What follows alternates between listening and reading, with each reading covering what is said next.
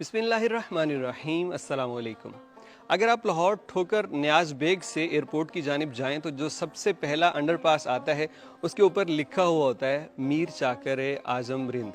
तो वो आपने नाम तो बहुत दफ़ा देखा होगा, लेकिन इन शख्सियत के मुतालिक बहुत कम दार पे।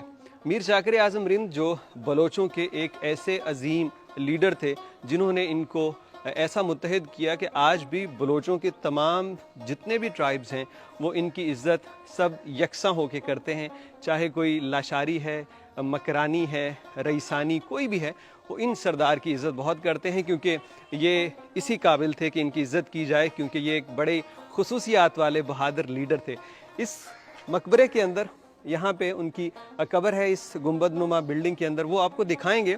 लेकिन उसके साथ साथ इस ये जो चार दीवारी है यहाँ पे, उसकी कहानी होगी। ये कहाँ कोयटा के करीब पैदा हुए, यहाँ पे कैसे आए, ये सारी स्टोरी आज हम जिक्र करने वाले हैं। लेकिन सबसे पहले आपको ये दिखा दें जनाब, यहाँ पे घोड़े के ऊपर ये बैठे हुए हैं, क्यों ना पास चल के हम देखते हैं।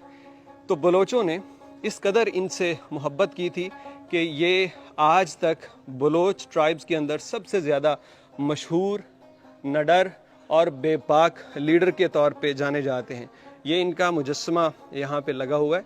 इसी वजह से तो अंडरपास और मुख्तलिफ़ जगहों पे आपको और इनके मुतालिक आपको बतलाएंगे कि ये एक ऐसी खसूसियात वाले इंसान थे जो बलोचों की असल पहचान थे। आपको याद होगा कि हमने आपको कीनिया में मुम्बासा में के अंदर भी बलोचों के मुतालिक बताया कि बलोचों की अरब्स के अंदर, अफ्रीका के अंदर इज़्ज़त क्यों थी।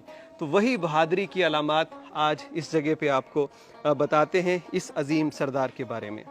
1468 ईस्वी में पैदा होने वाले ये अजीम सरदार महज 18 साल की उम्र में मीर चाकर आज़म रिंद वो फ़ातेह बने और उन्होंने कलात को फ़तह किया। उसके बाद उनकी अपने कबीलों के अंदर लड़ाई शुरू हो गई, और ये लड़ाई बेसिकली उनके एक जो वादा था उसको निभाते हुए ही 30 साल वो लड़ाई जारी रही। और बिल आखिर जब उनकी वहाँ पे सुलह हो गई तो उन्होंने ख़ुद ही उस इलाके से कूच किया कि हमारे बलोच ट्राइब्स में अब मज़ीद लड़ाई ना हो। तो उनकी लड़ाई लाशारियों के साथ चल रही थी।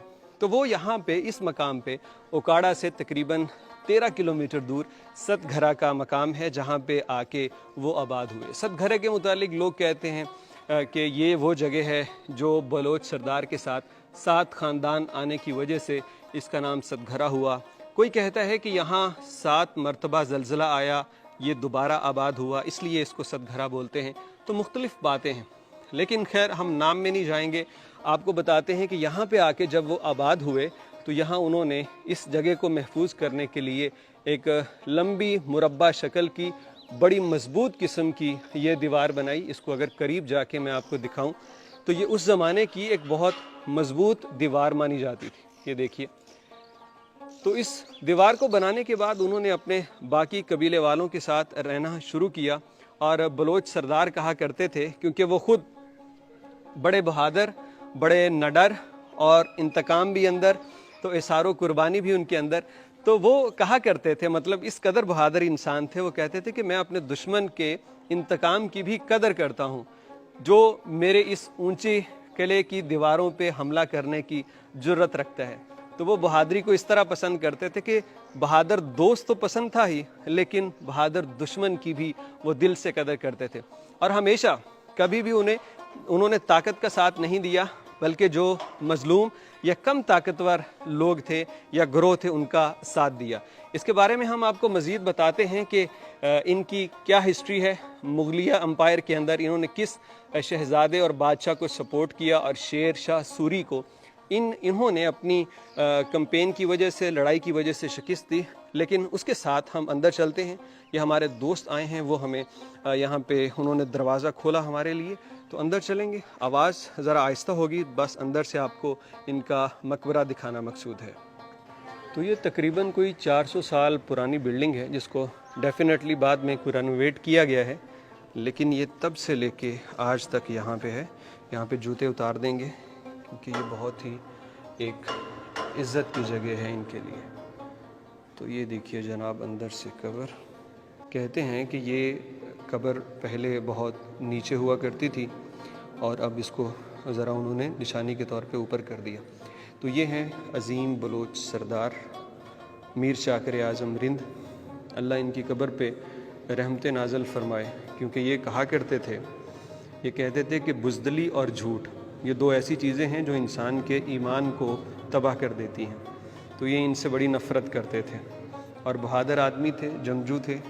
یہاں پہ آپ دیکھیں تو تصاویر لگی ہوئی ہیں اور یہ کچھ اس طرح سے پہلے یہ دیواریں یہاں تک آتی تھیں، پھر ان کو دوبارہ سے بنایا گیا. یہ اس جگہ پہ ہم ابھی کھڑے تھے. یہ آپ دیکھیے بیفور ریسٹوریشن یہ اس طرح سے تھی اور یہ اولڈ بلڈنگ تھی. آپ دیکھیے.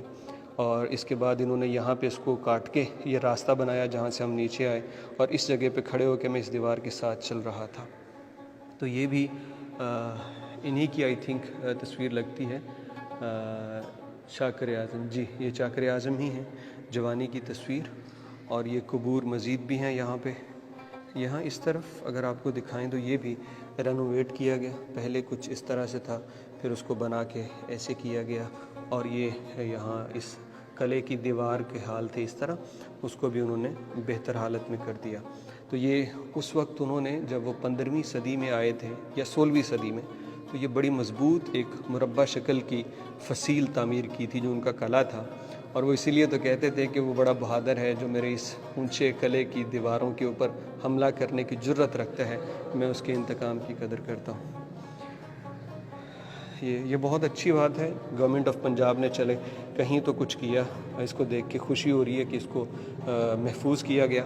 یہاں پہ لوگ بھی ہیں جو اس کی خدمت پہ مامور ہیں. تو ابھی آپ کو ان کی ہسٹری کے متعلق بتا دیتے ہیں.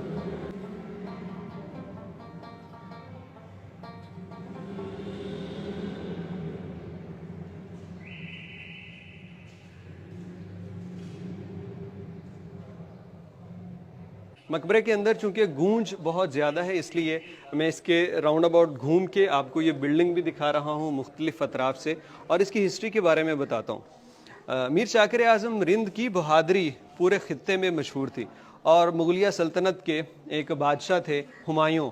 ہمایوں فارس کی جانب چلے گئے تھے یہاں دہلی کو چھوڑ کے، کیونکہ وہ ملک بدری کی زندگی گزار رہے تھے.